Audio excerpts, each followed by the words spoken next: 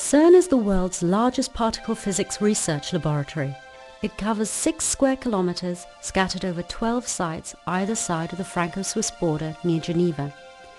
In 34 kilometers of tunnels and caverns the size of cathedrals, at over 100 meters underground, CERN hosts facilities for experimental physics. Scientists from all over the world work here in international collaborations to study and understand the mysteries of the universe. Stars, planets, seas, air, humans, everything around us is made of matter. Matter is made of atoms. Atoms are made of electrons orbiting around a nucleus, which in turn is made of protons and neutrons. Inside these, we find quarks.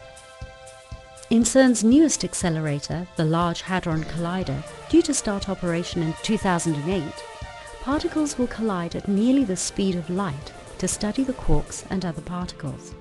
Many of these particles only existed in the early universe for a fraction of a second after the Big Bang, when all the energy transformed into matter. In CERN's accelerators, we can recreate conditions that existed just after the Big Bang and shed light on such questions as, why do particles have mass?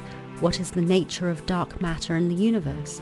Why did matter triumph over antimatter in the first moments of the universe, making our existence possible? What was the state of matter just after the Big Bang? 4 gigantic instruments called particle detectors will study the data from the LHC collisions in search of the answers to these fundamental questions.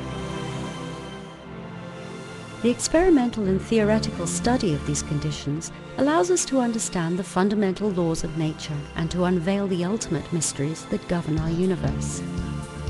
In the course of their research, CERN scientists have often come across discoveries that have affected our everyday life.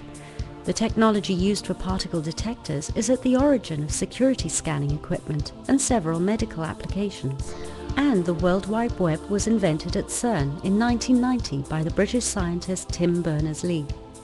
The web soon grew beyond the world of particle physics and has become our primary repository of information, changing and improving the way people interact and communicate.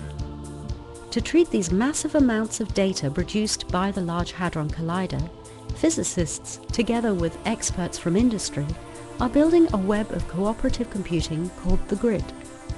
The Grid will allow thousands of research centers and universities to share their data storage resources and computing power, transforming the internet into a giant global supercomputer and building capacity for the science of tomorrow.